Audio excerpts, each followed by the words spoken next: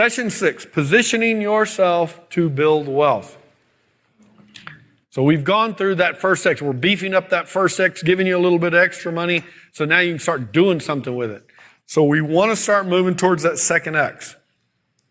So remember the first X, money that you work for.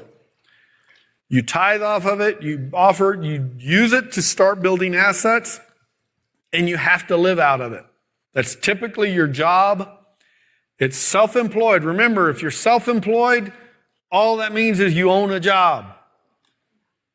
The definition of a business is, can I leave it and it's better off a year later when I come back? Okay? But if you leave it and it dies and you don't earn any more money, you own a job. It's non-leveraged income. The second X is money that works for you. You still tithe and you give out of it. You live off of it, but then you begin to develop that foundational wealth by building the assets. You're building the passive income to get you financially free, and that's foundational. It's asset income. Typically, it's a business owner or investor. You manage the asset to generate the income. You don't work for it.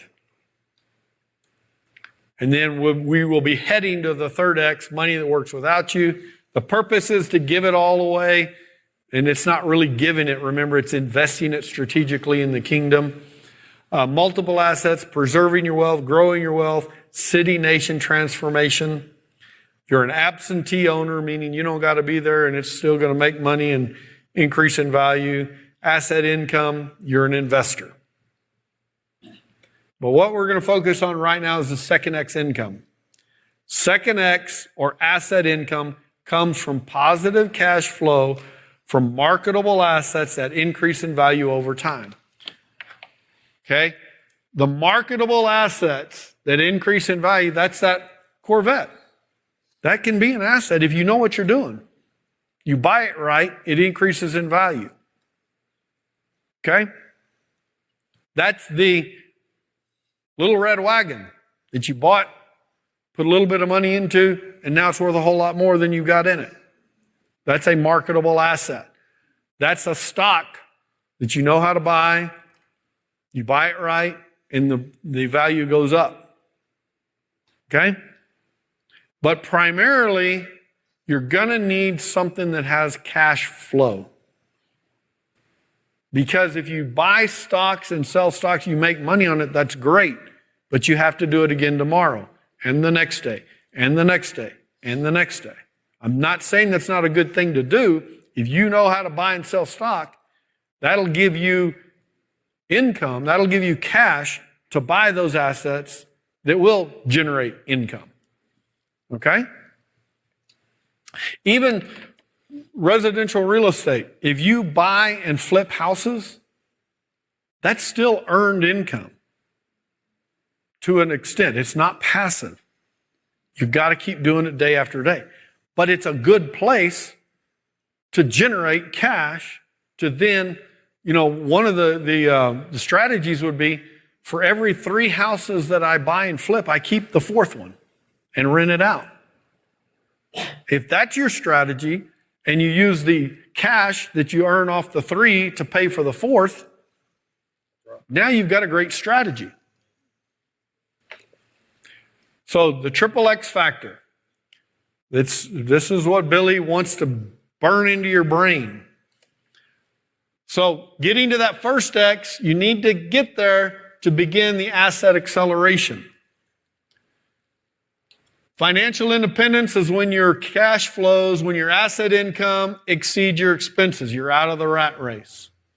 So remember, this is Dave Ramsey here, the first X. This is Robert Kiyosaki, the second X. But very few people talk about the third X, and that's that kingdom building. What is the purpose of your wealth? Why do you have that desire to create wealth?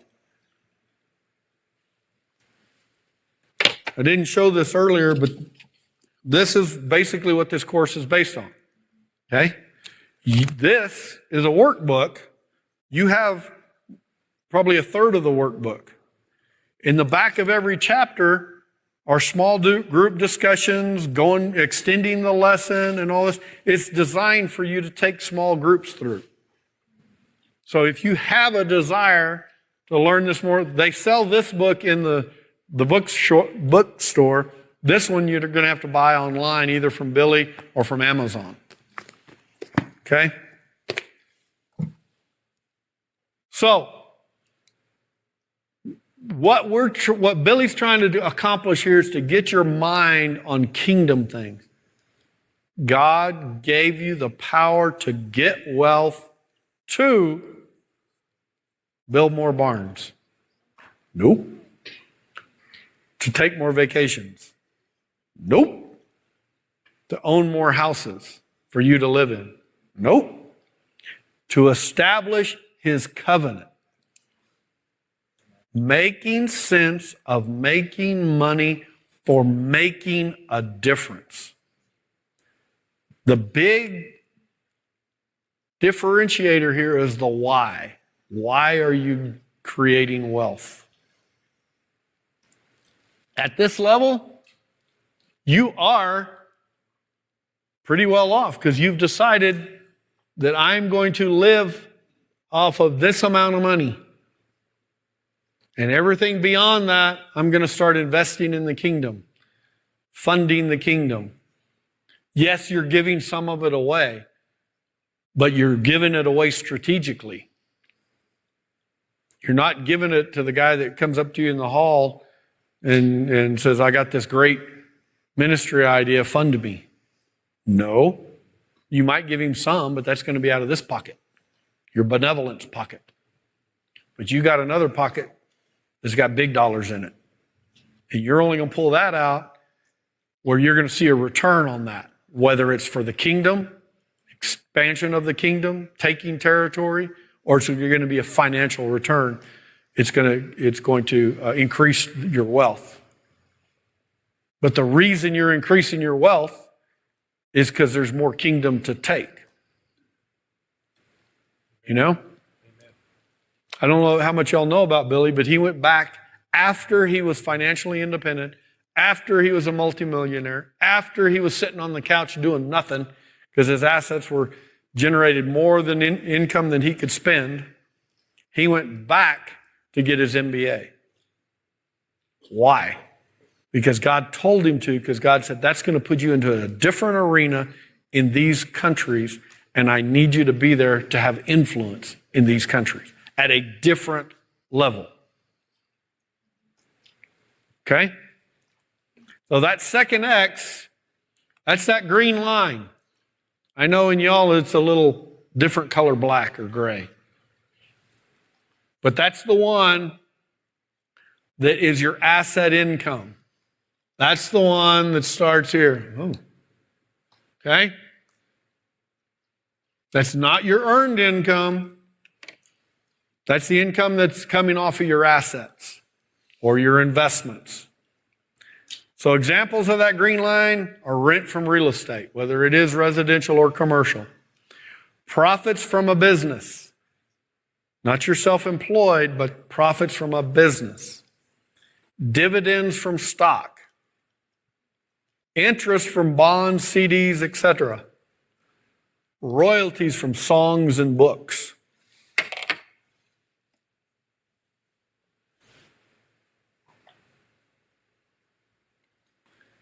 Have y'all heard of streams of income? Yes. You should have multiple streams of income. Each one of these represents a stream.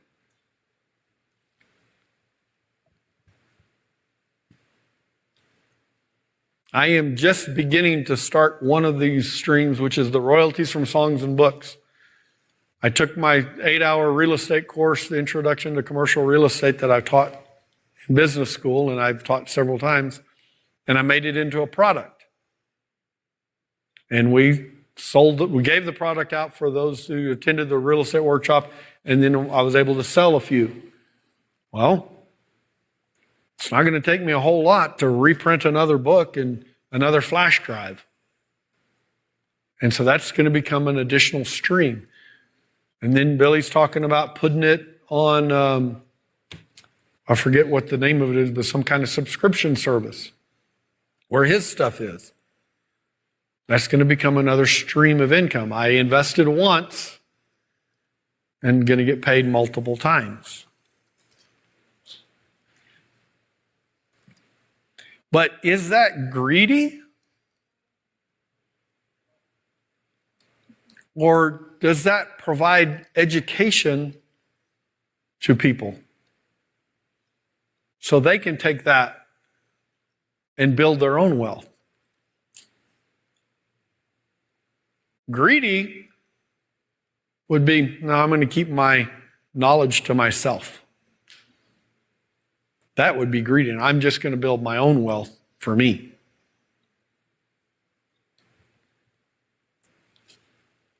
So, getting into some of these other streams of income is not greedy.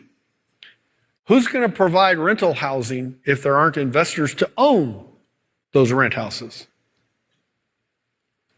Who's going to provide places for businesses that serve the community if there's nobody willing to build or own commercial real estate? Who's going to build cars if there's nobody to invest in the company to build those cars?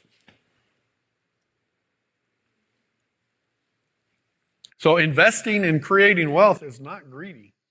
It's a way to serve those around you. So wealth building is fairly simple. It's just not easy. It takes a lot of energy and effort. It requires you to position yourself properly. It begins with learning how to develop that first X, and it moves on to building assets. So Melody Hobson, as profiled in a 2008 issue of Money Magazine, summed up this idea well. She said, "When I was 22, a friend who is very successful explained to me that no one ever got rich through earned income. Look at all the great wealthy families," he said, "from Carnegie to Rockefeller. It was never how much they made at work that made them wealthy. It was their investments."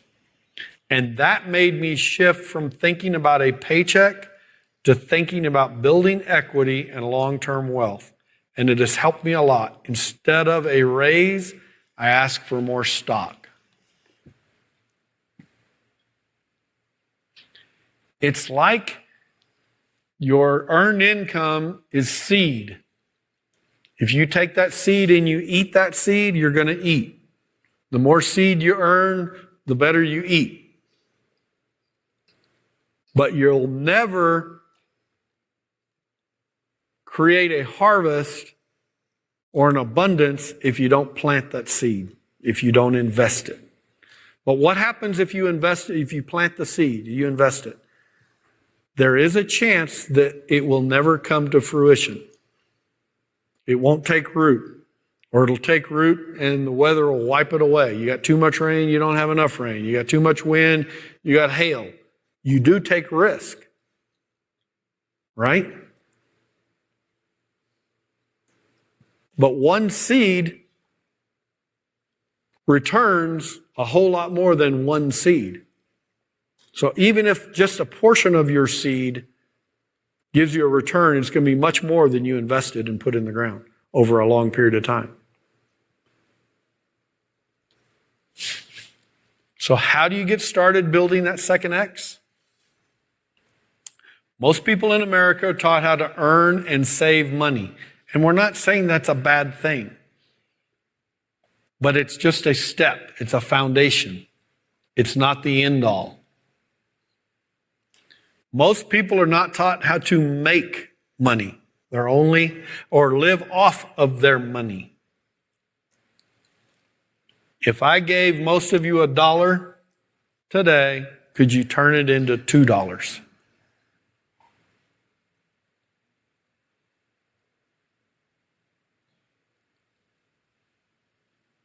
Could you? So we always talk about that what you think about Your attitudes, that's who you are. As a man thinketh in his heart, so is he.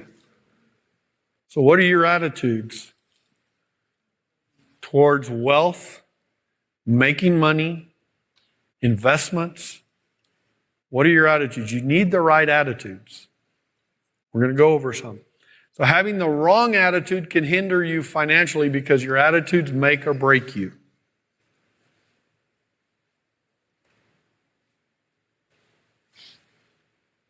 In reflection, was there a time when you knew your attitude affected the outcome of a situation? What happened?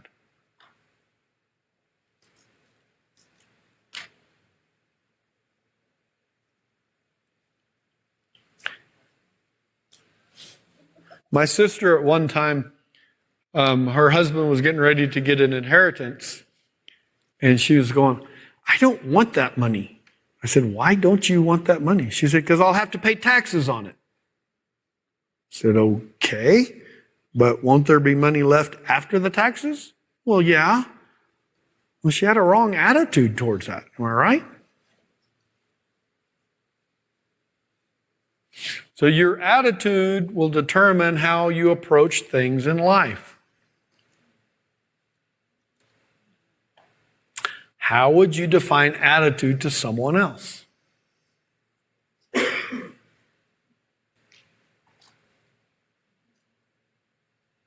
Attitude, a noun, a settled way of thinking or feeling about someone or something, typically one that is reflected in a person's behavior.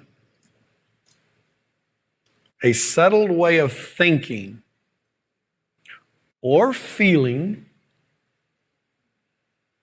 about someone or something, typically one that is reflected in a person's behavior. I've told y'all I have 5 kids.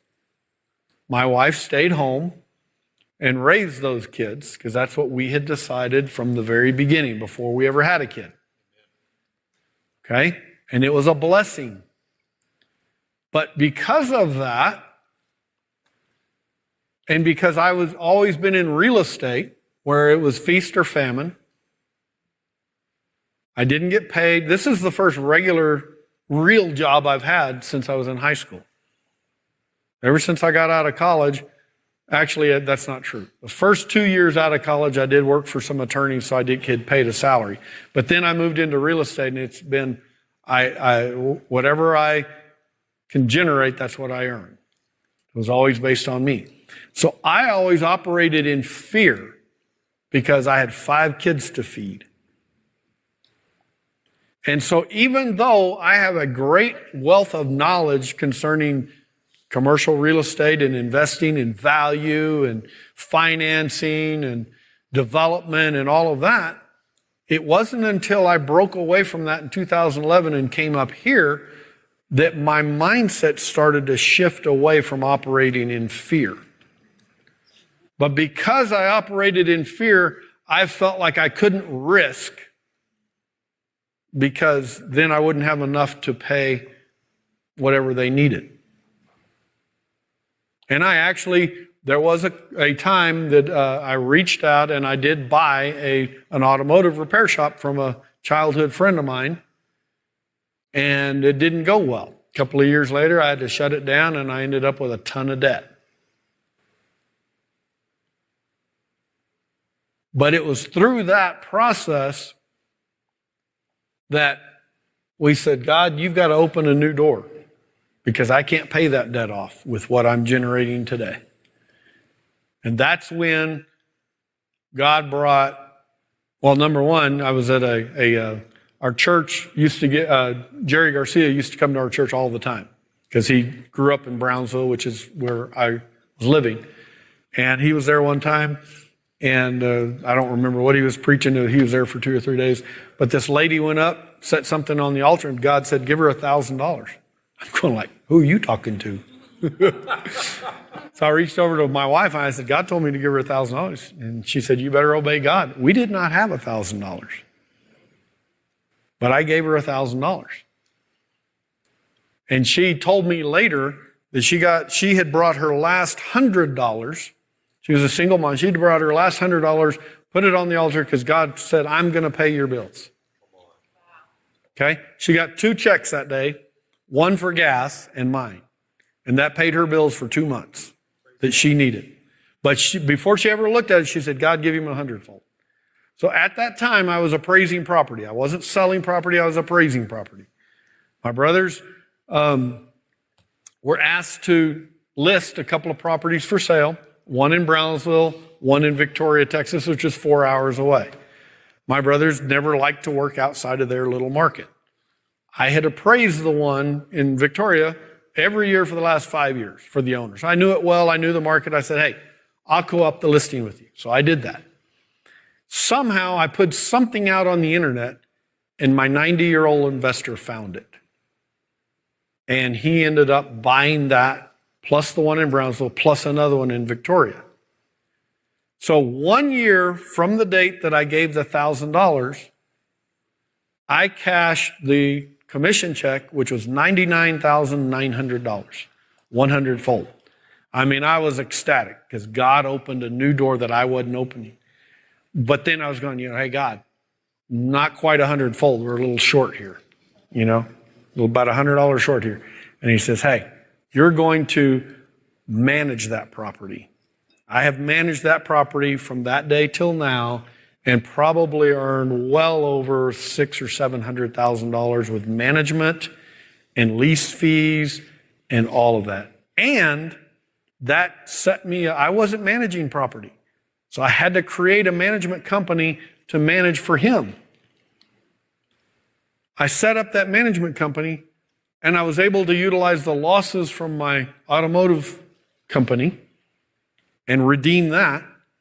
And then that set me up to where when God called us here, we were able to sell the appraisal practice and buy some more management, and I was able to manage from here.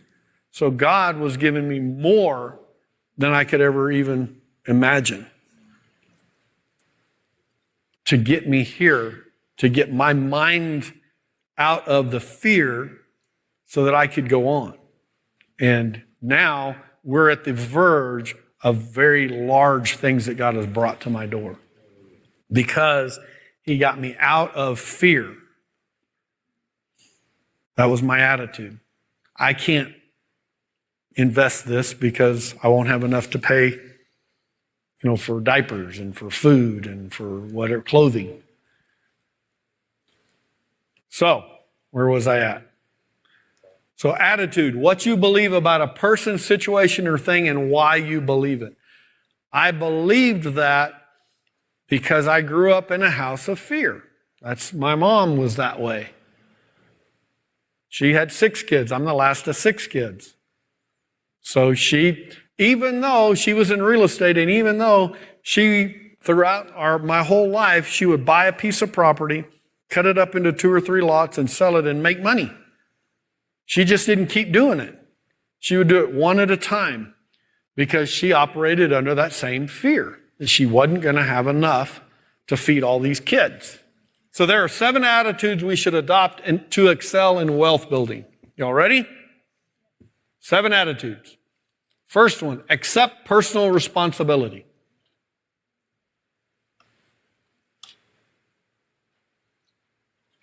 Accepting personal responsibility is the highest form of human maturity.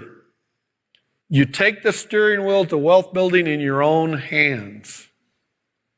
You're not a victim. You're a driver. You get to choose, do I go left or do I go right? Do I go fast or do I go slow? Do I turn the corner or do I not? Accepting personal responsibility. No more blame shifting. Give up all your excuses. You are not a victim. It frustrates me when people hide behind, this is where I grew up. Nothing happens to us. Right. This is, my background, whatever. I'm sorry. There are other people who came out of your neighborhood with worse situation than you, and they've made it because they took personal responsibility into their own hands.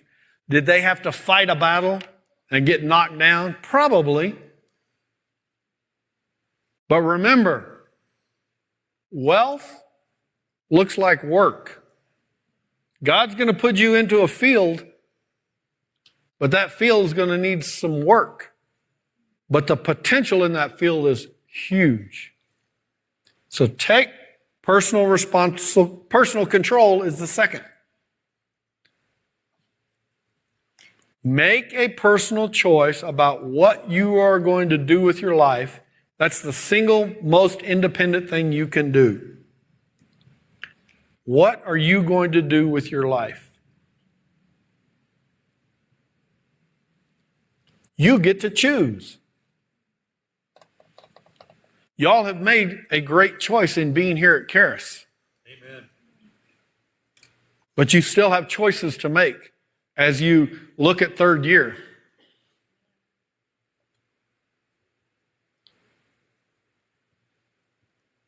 That business track, I'm telling you, it's where it's at. I'm not biased or anything. No one lives in a vacuum. Outside influences are perpetually trying to mold you. Your experiences in life are determined by your choices. You made choices to get here. So what you're experiencing today is a direct result of your choices yesterday. So you all have made good choices, but you need to continue to make good choices.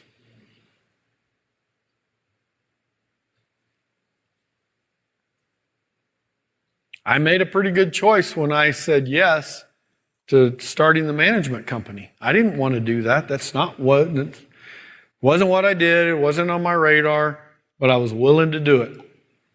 And that has turned out to be an excellent choice for me. God does give up the power of choice so that we can take personal control. What does that statement mean to you? God does give up the power of choice so we can take personal control. Yes? Give up or give us? Both says us. Then it's probably give us. Thank you. So this is spelled wrong. It should have said God does give us the power of choice. But you could say it, He gives up the power of choice because He's not choosing for you. Amen. So it's really not wrong, but it's probably wrong the way it was typed. But that's what He does. He's not micromanaging you. He's giving you choice, right? You hear it here all the time about the sovereignty of God. Those in the camp of the sovereignty of God is He makes all those choices for you. No, He doesn't. He gives you the power of choice.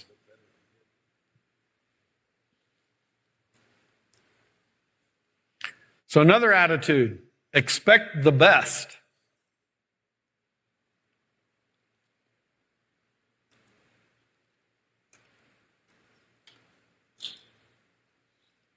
You read through the Word, you read through His promises, and you realize all His promises are yes and amen. It's pretty easy to expect the best. But we've got to keep our mind there. Right? When I was operating in fear, I was not expecting the best. I was expecting the worst. Or I was expecting if I can't control it, then the worst thing is going to happen to me. So I had to keep it under my control. If I couldn't see how I could control it, I didn't walk there. So expecting the best is as simple as making a decision to see your future in a positive light.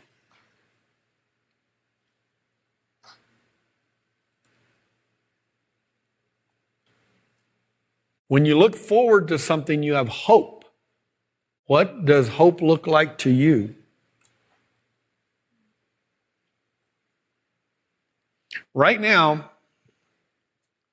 I told y'all God led me to the management. It's been a great blessing. But we are right now in the process of handing that off because of other things that God's bringing to our door.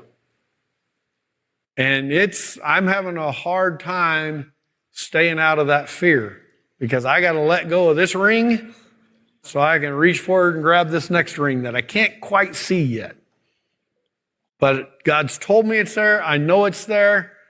And so there are times when we have to get back into what's God saying? What did he say? Where is he? I need to see that positive hope. So Caleb and I were having a meeting the other day, and we were talking about some of the struggles of what we're going to have to get through as we let go of this ring. And he said, let's stop. Let's think about what it's going to be like when we capture that new ring, and we're doing that to keep us motivated in hope. That was a good word. That was a real good word. So stress comes into our lives when we do not have anything to look forward to. No hope.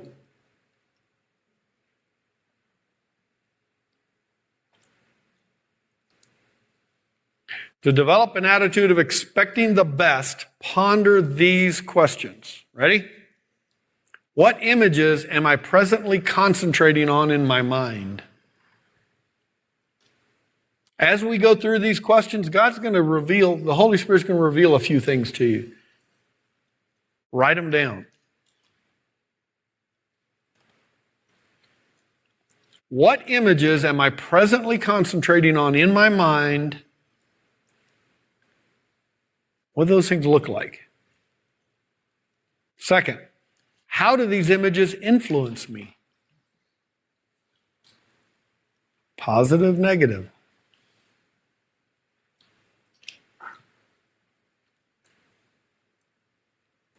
What images could I presently focus on to motivate me to expect the best? Y'all are getting the word day in and day out here. There's a lot of things that you can focus on. That's why earlier I said you're investing in yourselves, but you're only going to get out of here what you put into it.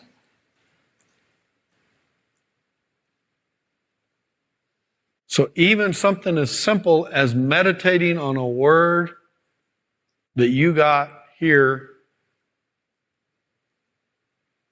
maybe not even from the teacher, maybe from the guy next to you, your student next to you. Meditating on that and forming that image to give you hope of where you're headed. I had a young man in second year stop me in the hallway and he said, God's going to use everything you've done and every experience that you've had and everything you've learned for what he's calling you into.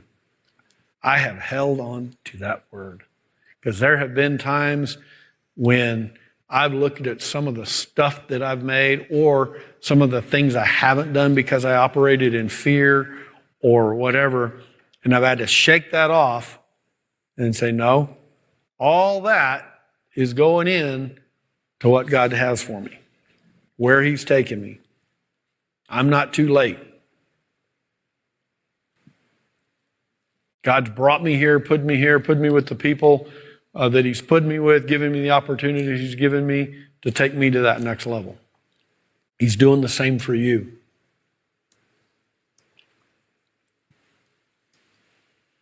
What choices am I intentionally making to ensure that my present attitude stays empowering rather than defeating? That's where I got to choose what to think on. I got to choose how to see myself. I got to choose to leave behind some of those mistakes that I've made.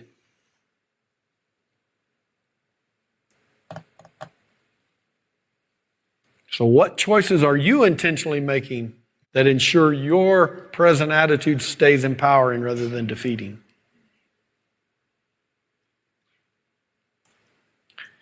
Next attitude, be willing to be creative. Think outside the box. Don't find yourself saying, but we've always done it this way.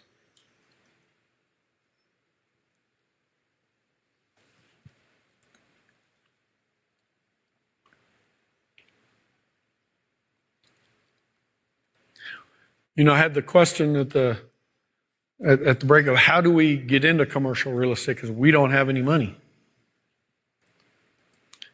Robert Kiyosaki, we watched a little video of him at the real estate workshop, and he said, questions, how did he say it?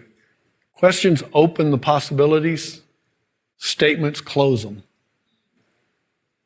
So it's not we can't, it's how can we?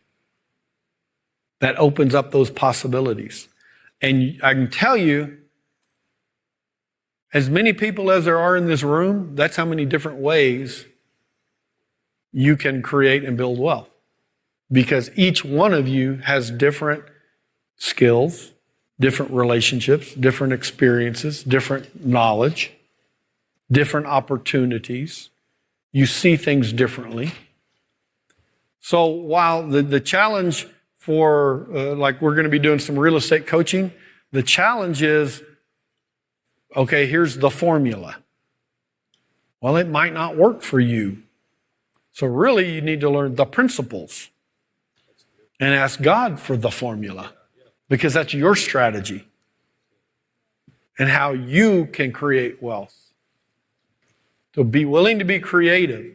You need to be creative. No matter where you are right now, there is a strategy to move forward. God didn't bring you here to leave you here. He brought you here to promote you, to empower you, to accelerate you.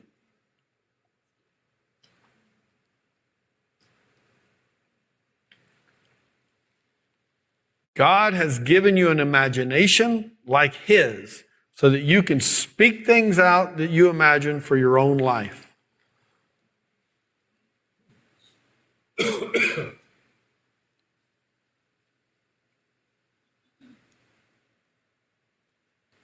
Quit asking the question why when you get this weird idea and say, why not?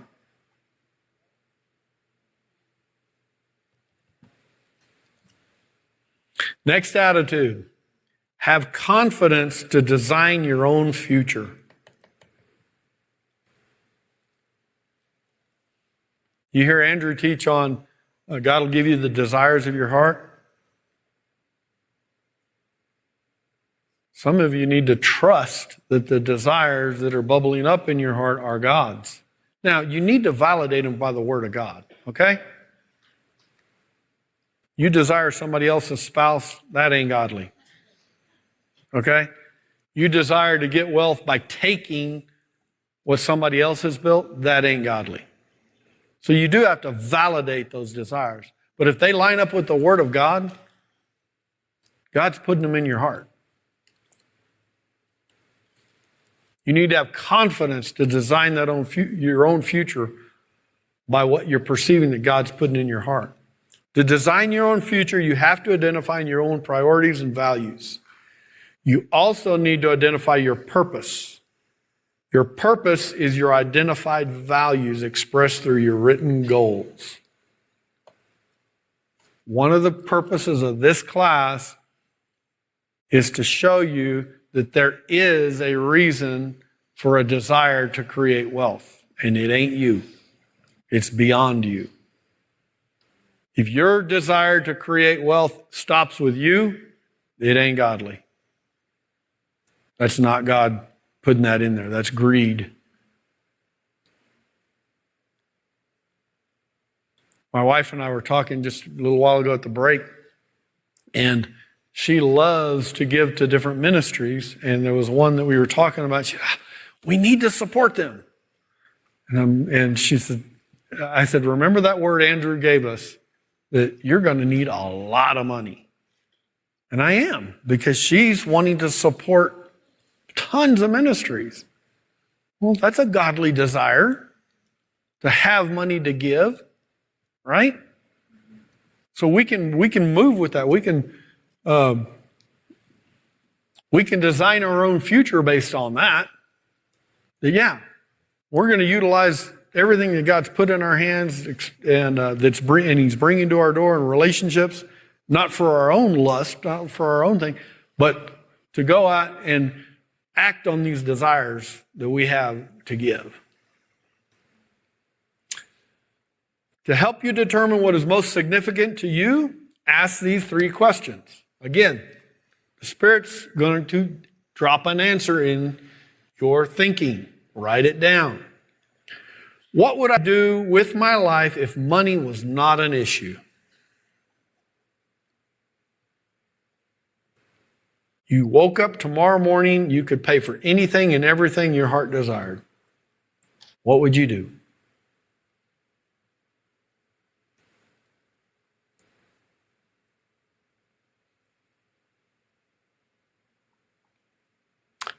What do I want my tombstone to say about me?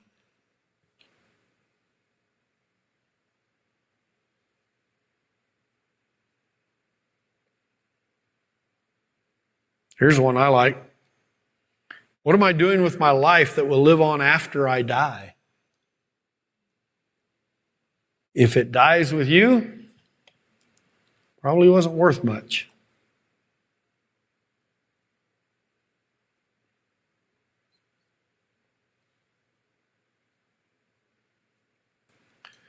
So to have confidence designing your future, you must ask for the things you desire. Ask and it shall be given unto you. Matthew 7:8.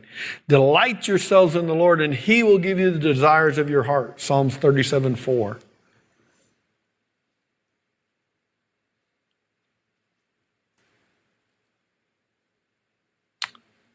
Another attitude, learn to take action. I'm very analytical. I'm very good at value. But what that does for me, ready, aim. Aim. Aim. Wait, are we ready? Ready, aim. I never pull the trigger. Are you that way? Take some action. That doesn't mean do it frivolously. But everything doesn't have to be spelled out and perfect for you to take action. Isn't it easier to steer a car when it's moving? Yeah. I love those people that, but I don't know if that's the will of God. Well, if you start moving and your heart really is to do the will of God, He can turn you around. Pretty easy. Just beginning to take action is 50% of accomplishing the goal. Many of you all did that to get here at Charis. You had to take action. So you've already experienced this. You know what it's like. So change only occurs when we begin to take action toward your desired goal. Do you feel you've taken action towards your goals? Some of you definitely, because coming here was hard, but it's been beneficial. The action you take must be harmonious with the outcome you desire. So don't take action that's opposite of where you're wanting to head, unless God truly tells you that. Sometimes He may do that, because He may need to get you in position or into a relationship that you're unaware of. But in general, you'll be able to see that, yes, this action's leading me towards this goal. Another attitude is adapt to succeed. Adapt to succeed. I'm sure y'all have heard this for your mission trips. Be flexible. Right? How many of y'all have been on your mission trip? How many of y'all have lived the flexibility that has turned into something you would have never have thought? Right? So first, if you do not enjoy the results you're getting in life, you must change what you're doing.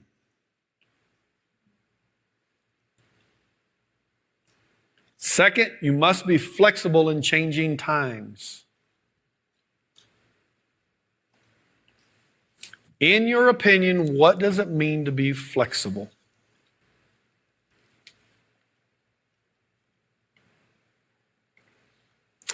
So which of these 7 attitudes do you need to develop most? Accept personal responsibility, take personal control, expect the best, be willing to be creative, have confidence to design your future, learn to take action, or adapt to succeed.